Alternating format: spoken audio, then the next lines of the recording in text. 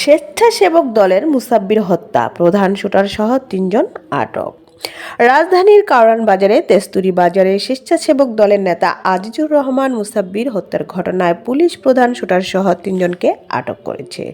শুক্রবার গভীর রাতে মানিকগঞ্জ এবং গাজীপুর জেলায় অভিযান চালিয়ে ঢাকা মেট্রোপলিটন পুলিশের গোয়েন্দা শাখার ডিবি একটি দল তাদের আটক করে।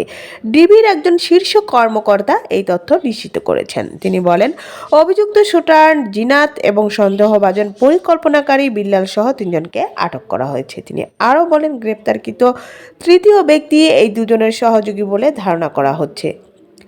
উল্লেখ্য, গত বুধবার রাত 8:30টার দিকে তেস্তুরি বাজারের স্টার হোটেলের গলিতে সন্ত্রাসীদের গুলিতে স্বেচ্ছাসেবক দল ঢাকা মহানগর উত্তরের সাবেক সাধারণ সম্পাদক আজিজুর রহমান মুসাফির নিহত হন। এ ঘটনায় তার স্ত্রী সুরাইয়া বেগম বাদী হয়ে তেজগাঁও থানায় একটি হত্যা মামলা দায়ের করেছেন। The wall news, Dhaka.